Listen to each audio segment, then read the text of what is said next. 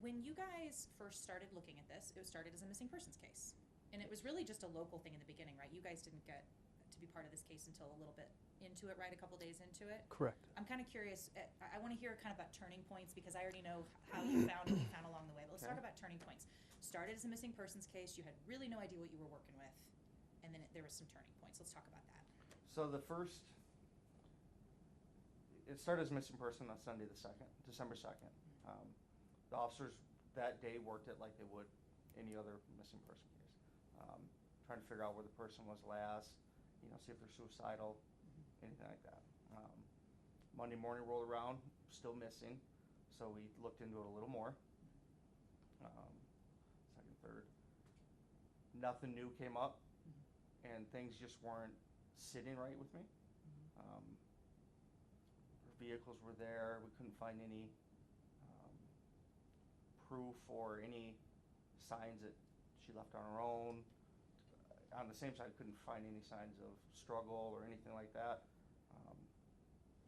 So I decided to reach out to the FBI and CBI, see what assistance they could provide, and send up Gregg and another agent. It's interesting you say it wasn't sitting right with you because I had a thing here saying I'm not an investigator, I'm not a law enforcement officer, but I would imagine gut feeling, which I get in my job, is also crucial to what you do for your work, right? Yes. So you were having that gut feeling of like something's off here. Not just me, but within the entire department, yes. Yeah. Okay, so then you guys get involved. At what point do you come in? Remind me where you are in the search at that point. House has been searched, she's been missing. The house has been searched, so the officers made an entry December 2nd, search the house. December 3rd, I wrote a search warrant, we went back in and searched. December 4th is when I reached out to CBI. Gotcha. And they came on mid-morning, lunchtime, showed up. Did you have that same kind of feeling in the beginning, like something's off here? This is not what we typically see. Well, in the beginning it was just a phone call with Chris. He had called down to our office and asked for our assistance, and we were getting some just basic information. We didn't know a lot about Kelsey at the time. The information that Chris was providing, we're trying to brainstorm, all right, well, let's start getting some things in place. It wasn't until we got up there, and it was around noon on the 4th, that we met with Chris. We started to look at the offense reports, the reports that the police officers had generated. And at that point, to me, it was like, this is just a little odd. There's not a lot. It doesn't seem that this is very characteristic of Kelsey's behavior. It wasn't until after I got done interviewing Cheryl Berreth and Clint Berreth, who were already at the police station, that it began to cause me to think, this is just not characteristic of Kelsey. This is not something that she would just up and leave. My interview with Cheryl and Clint, I learned that Kelsey was a very proud mom, very hard-working woman, dedicated, great mom. She had never gone off before, so her communication with her mom, although at times it would be spotty just because of the type of work she did, she was always in communication with her mom. So that information coupled with the fact that the cars were still there, any cars known to Kelsey were still there, there was no signs of forced entry into the home, there was no signs of any kind of a struggle. At that point, I started to think, this is just not your typical missing person. There's something else going on here. This is not a woman that we would believe would leave on her own. Yeah, and I think it's safe to say that women do, and so do men, up and leave. They're family members, they have a wife or they have a husband, they have a child or two, a newborn or a couple years old, and there are occasions that has happened, but I think once we took in all the little elements of everything that we had known, this just was not in character of Kelsey. One thing that struck me the first time I went down there and I attempted to talk to some people is you probably were getting a lot of versions of stories. And maybe not as investigators the way we were in the media, but my point being, we know now that Patrick was a manipulator, was telling lies all over town about Kelsey. What was it like being the investigators trying to pick apart different maybe versions of stories you're getting, knowing you've spoken to her family and you have this explanation of her from them, but then maybe, I don't know if you were getting wild versions from other people based on what he was telling. I would imagine that was tough to sort through all that. Well, I think for me it was interesting that as we started to get into the investigation and we were contacting people that knew Patrick, it was interesting how nobody had seen Kelsey. Nobody really knew Kelsey as an individual. They had heard about her through Patrick, and they had heard about Patrick's version of what Kelsey was like, and that was a complete contrast to what Cheryl was telling us about Kelsey. So it was kind of a unique thing. It was really interesting, and it was you really began to get a flavor of Patrick, of what he was like. We never got an opportunity to talk to him. I think that Officer Curran, what she did initially, she was the first responding Woodland Park officer to the call. She had enough wherewithal and foresight to actually record her conversation and memorialize that. The information Patrick was saying during that was just like, when I heard about it, I'm sitting back thinking to myself, here's a guy who has this wife or fiance, girlfriend, they have a child together, and he's not raising any concern whatsoever. Even though he's claiming that the relationship is over, it just didn't sit right with me that he's not trying to find out where the mother of his child is. It was really, that was odd to me. I know now that you know, eventually the cell phone evidence helped you that was a huge part of you guys getting to the next step in this, right? Yes, absolutely. Figuring out not just this third person involved, but then also what maybe the at the time suspect, now convicted killer, was part of this thing. I kind of want to hear about like the turning points of that. What point were you looking at phones? At what point did you get the next step? And ultimately, I want to know when you kind of got that figured it out moment, like, that's what's going on here. Well, for me, it was really after the interview with Cheryl and after the cadaver dog came up and alerted on the trunk of the Toyota, that at that point I'm thinking to myself, I don't think she's alive. I think she's dead. Somehow, I don't know if Patrick's involved. I'm a little concerned that he is involved. My concerns prior to that was we hadn't put eyes on Kaylee, the baby. The only communication anybody had with Patrick was through phone calls from the officers with Woodland Park. Once we knew that Kaylee was safe, and we actually had eyes on Kaylee and Patrick, the cadaver dog, the information that Cheryl was saying. At that point, it was like, this is not good. It's just that sense that you got. This is so completely out of character for Kelsey. Same question to you. Kind of, is that where you felt like something here is not clicking, and we're starting to look at him, we're starting to look at this being a homicide? Yes, a lot of I didn't have the experience Gregg does. So we were, with Woodland Park, we were really cognizant and, that's what I'm looking for. Took the suggestions CBI and Gregg had, took them to heart, followed them, did what we could. Relied on that expertise. Yeah. There you go. We relied on that very much so. And even though I didn't have the experience they do, something still didn't sit right. I was still hopeful we would find Kelsey, probably more than Gregg, just because the lack of experience. But just something didn't sit right with, Patrick had told Officer Kern he gave her the gun back, the keys, yet none of this stuff was found in the house, and there's just things weren't adding up. Just, if she was going to go out and harm herself, I didn't find it that she was going to just walk off. There was really no trails near her home that I was aware of. I think it was more, you'd have to drive somewhere to get it, because people do take their own lives. It's not an uncommon thing anywhere.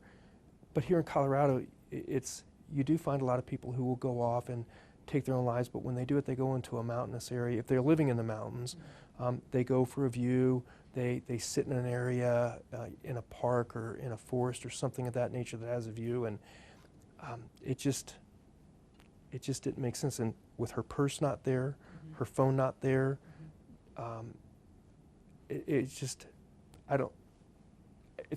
I'm not saying it doesn't happen when people, take their personal belongings like that, but a lot of times that's just not not the case in the suicide. So it was just really looking at everything, and still, I was like Chris, I had a hope.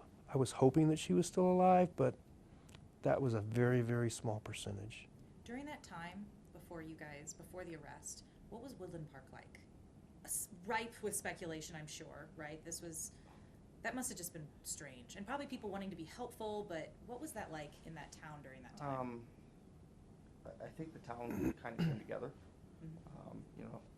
Nothing brings people together more than tragedy, unfortunately. Mm-hmm. Groups were starting to try to figure out what happened to her.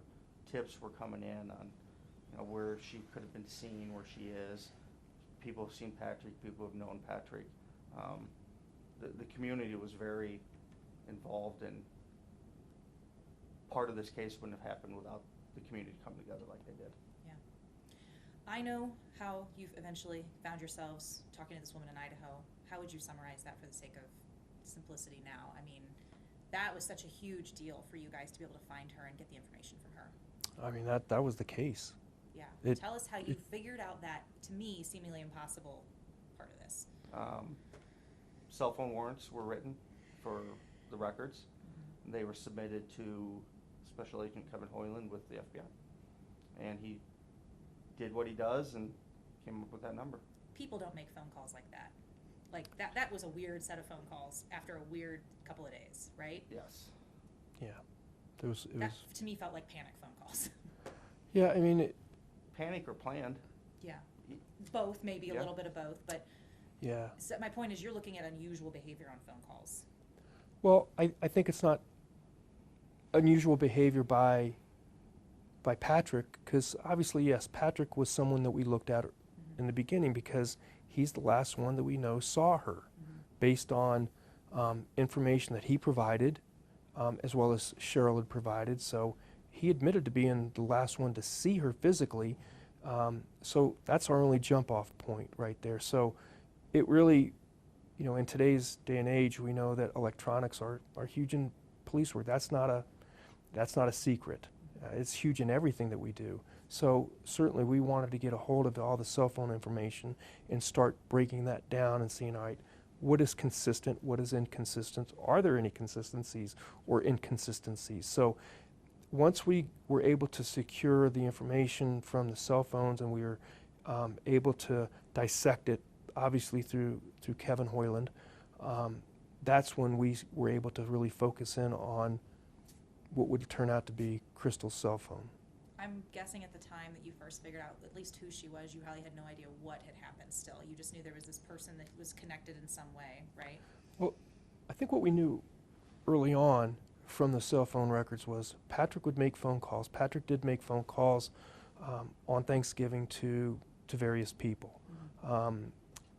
So it wasn't uncommon, some of them were just, in talking to them, very irrelevant. Some of it was for his ferrying business, some of it was just to wish people, happy Thanksgiving.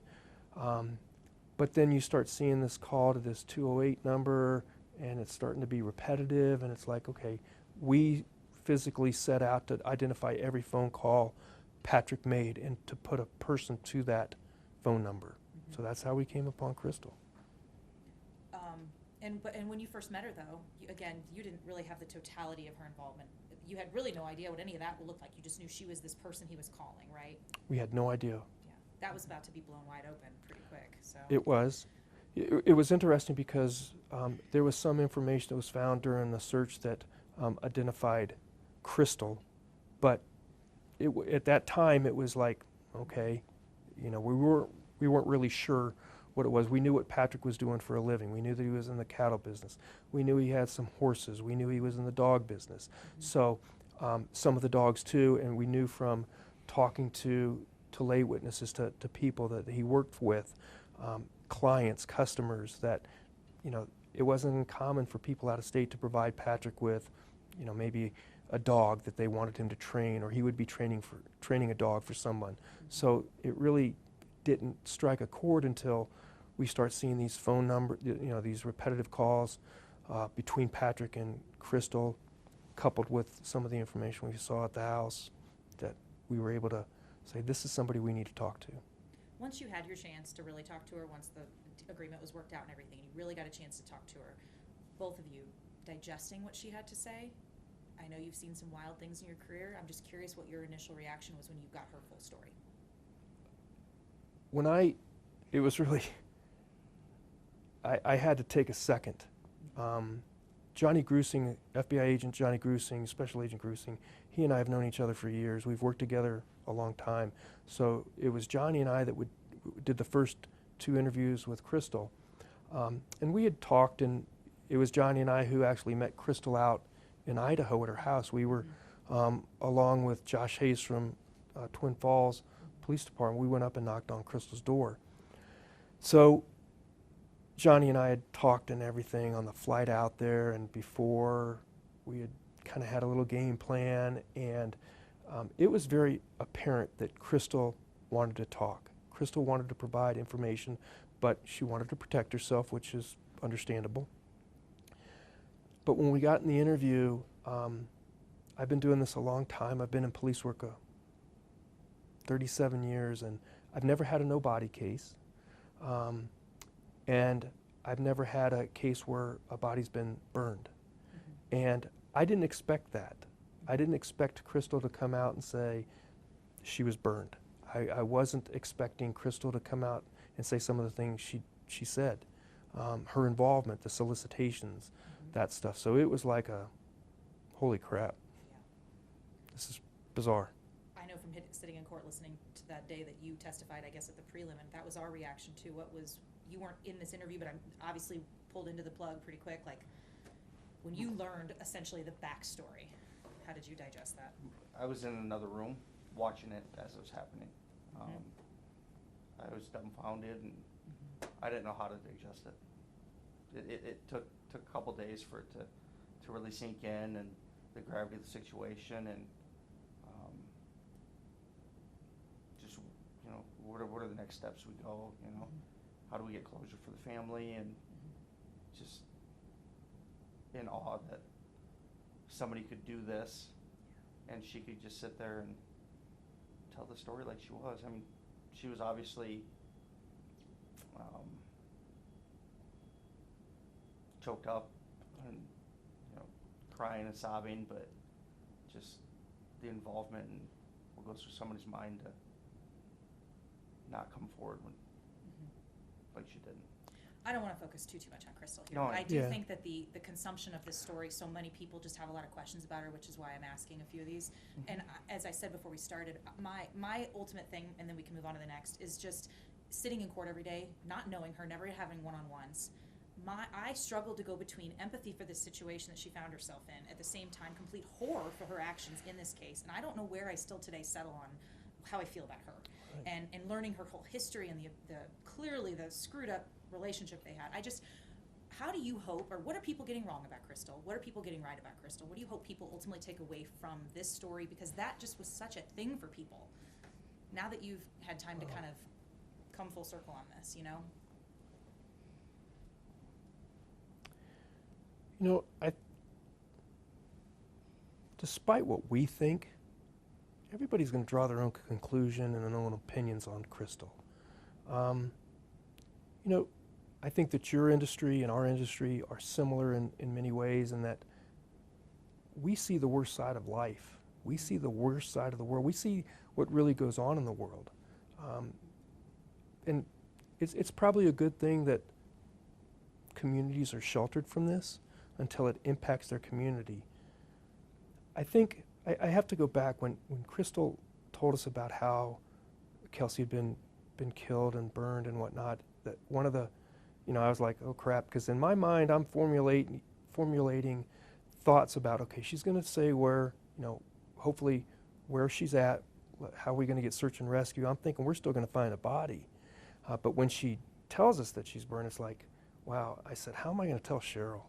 You know, how do you tell a mom and Daryl that your daughter's been burned? There's not a lot left of your daughter. And that was something that honestly was going through my mind at the time. It's like, I don't know how I'm going to tell her this. You know, it's hard to tell a parent. it's hard to tell a loved one that their, you know, child, their daughter, their husband, their son, their, you know, whatever has been murdered. But to tell them how this happened that was like I didn't know how the heck to do it.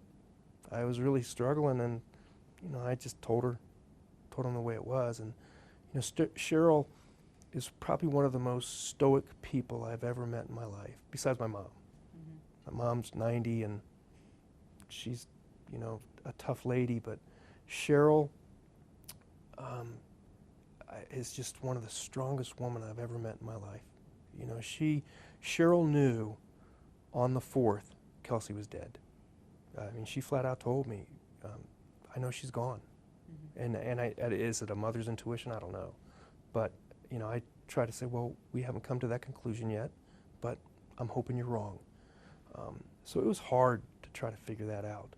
But getting back to Crystal and what people are going to think, you know, despite what she did some very horrific things. She did. You know, as horrific as Patrick did, you know, Crystal did some pretty hardcore things too, but it's hard to understand what Crystal did and why she did it. In her defense, people are probably going to say she has no defense. Well, I think everybody has a defense.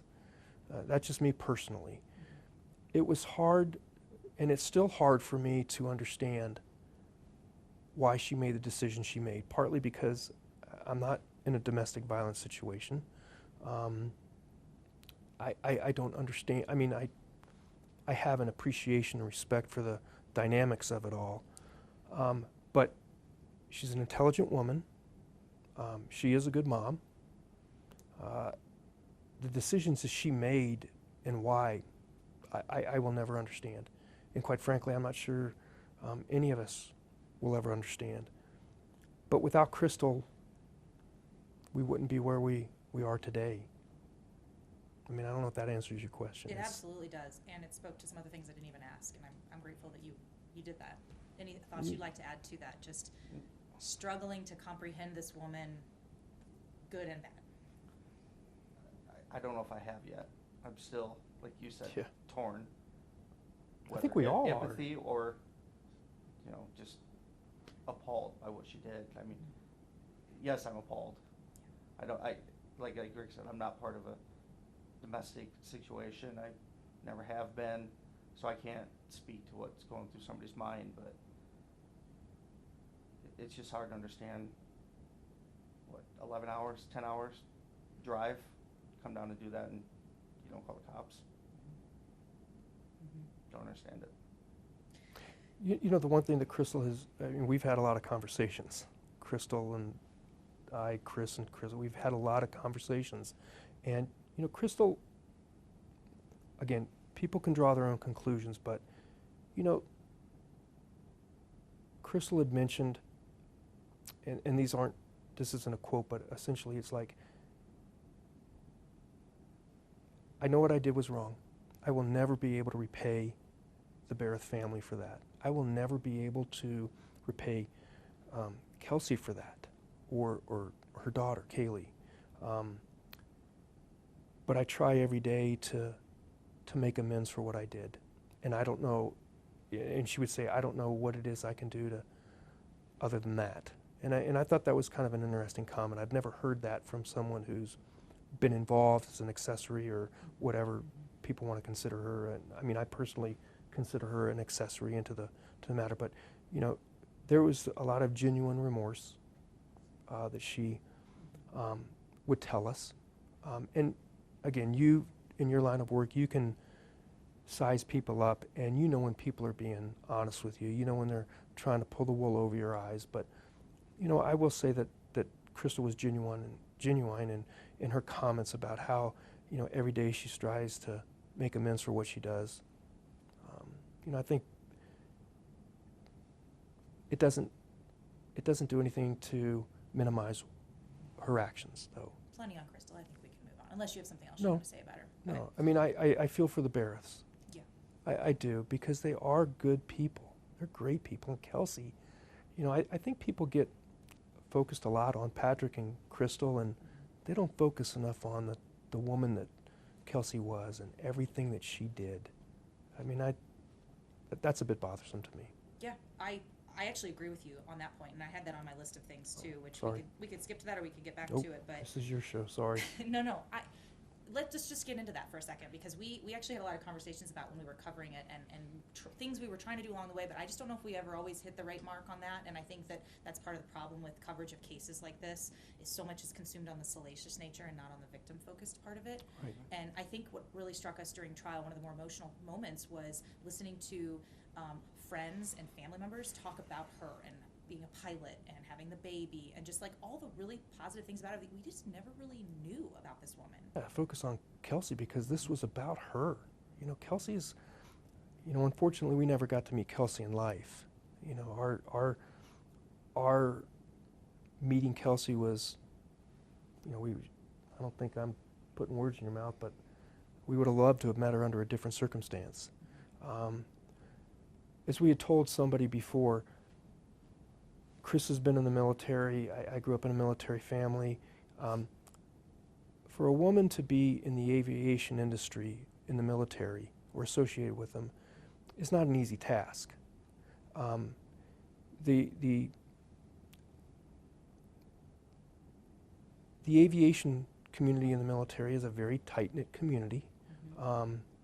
And for her to break into that and to be as respected as she was speaks volumes for the type of person Kelsey was. I mean, it's not an easy thing for a guy to do. I think it's even probably harder for a woman. Now, I've never been an aviator. My brother's a military aviator. I have friends that are. Chris, I think, can probably attest to it from his military background. It's a difficult world to get in, but she had no difficulties at all. She was so well respected. She was revered. She, you know, was appreciated. The comments that her coworkers made about her, but even the students, how they talked about her, really showed just what a wonderful person she was, and just how dedicated she was to not only her family, to her daughter, who was just everything to her, but to her country and to what she was doing to help her country. People forget about that. That was lost in all of this, and it shouldn't have been. I agree. And it was a hard story to cover sometimes, because so many of her loved ones weren't here, and so much of her community besides her work weren't here. And in these cases, people, and I don't blame them, don't want to get involved and talk, and I get that. But you're right, and so part of the result of the salaciousness, and that was, I don't feel like we ever really got to know her. Right. I don't think you did, but you asked like what we could change, shout from the mountaintop. Yeah. I would have loved to, and I understand you can't during the trial, but more focus on Kelsey, like we've been saying, but not so much for Cheryl, Clint, anybody, but so when Kaylee's a teenager and Googling, seeing what the story is, she's not just going to see all the negative stuff that comes out. You know, hopefully something will pop up positive about her mother. We did a whole piece one night about all the things that were said during the sentencing hearing, all the letters that people wrote to her daughter. We thought that was really important to try, because to your point, the Googleability of this in a couple of years is just, okay, quick question about trial. I'm just curious, completely pivoting here, you guys' take on what you think convinced the jury of guilt. Do you think it was, there's so much evidence, so much testimony. We had DNA, we had bloodhounds, we had pictures, we had timelines that were wildly long and complicated. We had Crystal, we had a blood expert. The timeline, the timeline when the way they read it during trial? I actually thought it was easy to follow. It was just unbearable, but when you're looking at it, yeah, very easy to follow, and the jury had access to that. Yeah. I think the analyst for Colorado Springs that put that together did a phenomenal job. My point being, you had a tangled web of things going on that we had to keep clear for the jury, right? Cell phones, I think it's the cell phones. Yeah, we talked about that. I don't disagree. I think the cell phone information was huge. I think that the timeline also was very big. And again, you can't take away from what Crystal said, because what Crystal said we corroborated. So I think that was important. There were things that didn't come out in the trial. I think would have been beneficial for the jury, but I'm not a judge, I'm not a lawyer, that's not my venue, and there's reason why that information wasn't put out, but I think we had a jury that took their responsibilities very seriously. I think that they paid attention tremendously well. As you know, there was some very boring times during that, like in all trials, but they were always on point, they paid attention, and they took in all the information from both sides. I think that I just think they saw the full forest through the trees. They didn't just see all the manipulations, all the little, little rabbit holes, you could go down. They stay focused and they looked at everything. So, Yeah, and then, like Gregg mentioned earlier, Corporal Dina Kearns, forward thinking of recording that, got the only statement made by Patrick, and the prosecution team did a wonderful job, and they were able to show what he said and prove what he said wasn't true. Right. That's the only voice Patrick ever had, and by his own choice, and he has that right. That's his right. But his story, and that the corporal did, recording that, I think that was tremendous for the jury to hear his voice, because you never hear him speak. They don't know what he's going to sound like, any of that. So that in and of itself, I think was huge. Yeah. I also think the last thing that Crystal said, Jennifer Veman, the prosecutor, what did Patrick tell you anything that Kelsey said? And it was, please stop. That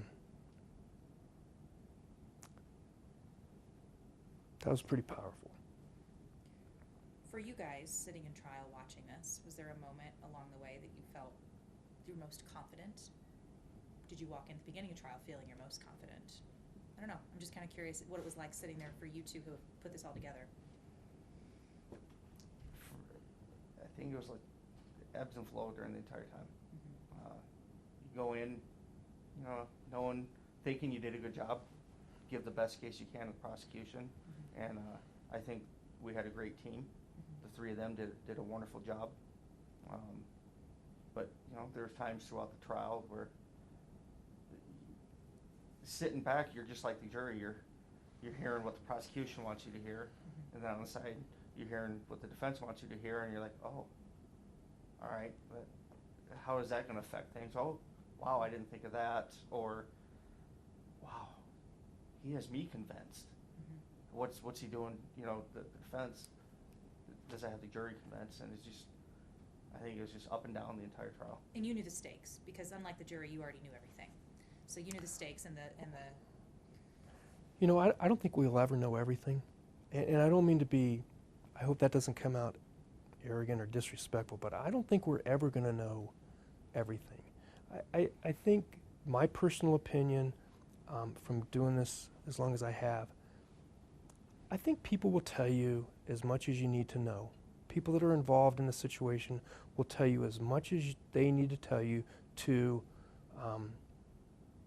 show what they've done, to take whatever responsibility they may or may not take, but they're not going to tell you everything. I think that's just human nature. I think that we have a pretty good picture of things, but I think there's things that are missing. What are those things? I don't know. I really don't know. But for me, going in the trial, I'm never confident. I'll be honest. I'm not. I'm always worried because I don't know what juries are going to do.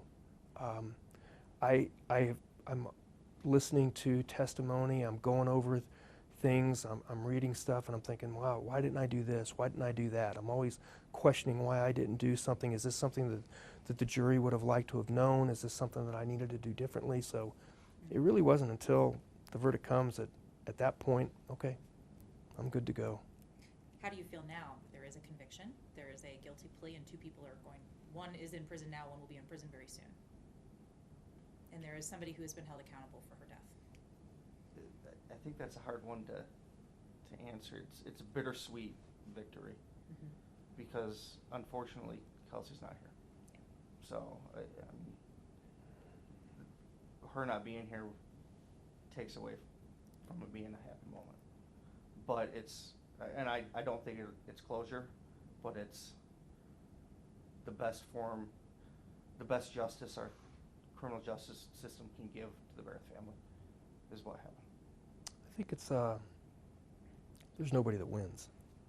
I mean, you know, you have to look at, you know, you have to look at Patrick's family, you have to look at Crystal's family, but for me, more than anything else, it's for Kelsey, it's for Cheryl and Daryl and Clint and Kaylee and Brandon.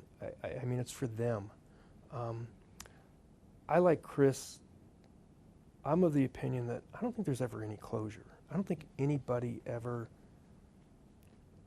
you know, what does closure mean? I really don't even know what it means. I know that sounds stupid, but I'm really not. Around a lot, though. It is. It's it something. feels like it's a buttoning up, but there isn't. Yeah, I agree with there's you. That doesn't not. really There's exist. always going to be this void, no matter what, no matter, you know, somebody being, you know, to have somebody be held accountable is important for Kelsey.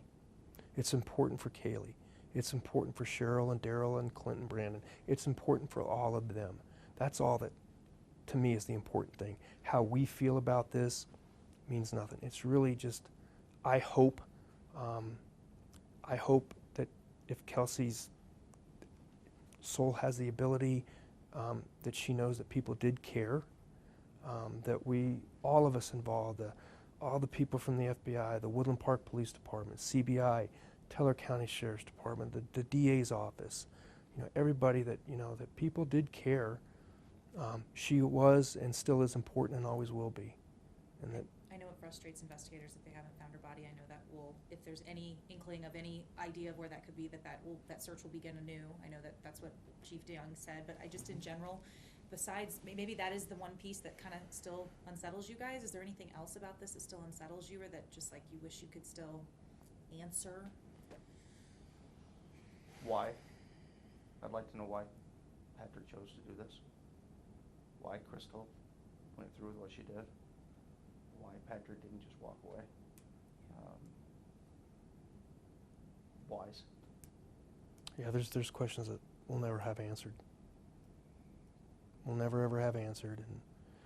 And I think when you talk to cops and they, you know, they've done this, you know, I don't put pictures of victims in my cubicle or anything like that. It's, you know, I don't do that. But I think we all remember our victims, all of them, you know, in cases like this. But she's going to be one that's going to stick with me for a long time. Yeah. You know,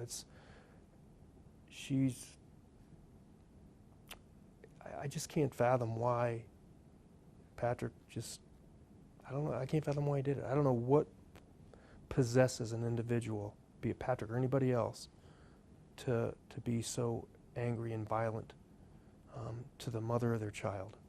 I don't get it. What'd you learn? What can you use? Maybe that's a weird question if that doesn't apply, but. It does. You know, obviously I learned a lot about the types of investigations, steps to do,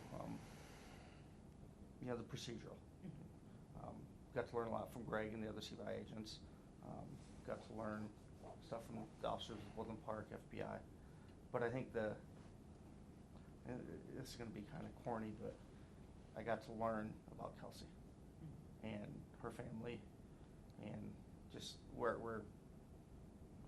I wouldn't have known that, and given the unfortunate situation, I guess just got to learn about her. It sounds weird, but No, it doesn't. I think that makes a total sense. Same question to you. Yeah, I mean, well, the big thing is Kelsey and her family. We didn't have a lot of interaction with Kaylee, none actually, Sure. which is understandable, but She's it was also just, so little. I mean, yeah, we learned, you know, just it's nice to learn about a person like Kelsey, that there is good in this world, and she was a great example of that. Her family is a great example of good people in this world. But I also learned, you know, I made, you know, decisions I probably shouldn't have made. I should have done something different. I always go back and look, and just, you know, maybe I should have talked to people more, try to find more people. I look at that. You know, I learned stuff off of Chris, off the other agents, other deputies, other officers. So it's, you know, it's you just take so much in. There's a lot to learn from all of these. You know, what not to do next time, what maybe to do differently next time. So it's just breaking it down piece by piece. You know, maybe we should have done this first. Maybe we should have done that, you know, later. Easy to say now on this end of it. I understand yeah. along the way you're kind of just, what, and this is essentially what I ultimately pitched to Susan when I did the story, is I want to know what this case, you've kind of answered this, but just ultimately what this case has done, how it's impacted you. Good, bad, changed you as a investigator, just, that's kind of where I'm ending all this, basically. It's what this is, I would imagine this was really hard. I imagine this is so taxing. This is so much work, so many hours, so much emotional investment in this case, right? Yeah, for me, I shouldn't be shocked by the depravity of people. I don't know what it was about this that just is like, wow, you got to be kidding me. You know, Kelsey, you know, listen, we don't know really the relationship that well between Kelsey and Patrick. I'm sure they had their ups and downs like every other relationship. But what would bring somebody to the point of bludgeoning to death the mother of their child while their child is nearby? Why? I mean, that just sucks the life out of you. It really, there were times it was like, man, I just would go off on my own, you know, and just try to make sense of it all, but you can't. You just can't make sense of it. Yeah. Same question to you. Repeat it again. Just the impact this case has had on you. Oh, it's tremendous. Just, yeah, my brain went blank. It's been a long year for you guys. I mean, right? Yeah. This has been, and also again, you're balancing other work at the same time. This is not the only thing. And you also have like real lives and real families and real responsibilities outside of this. And yet the weight of this case has been on your shoulders for the better part of a year and a half. I mean, I personally, for me, it's like, again, I hope this doesn't sound like whatever, but the fact is you take the weight of all of this to help to make sure that Kelsey's remembered and properly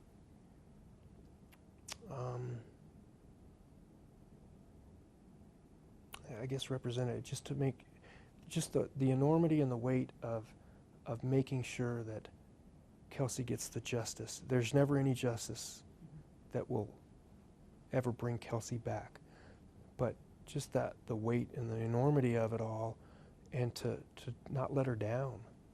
I mean, for me, and I think we've talked about this, is we never wanted to let Kelsey down.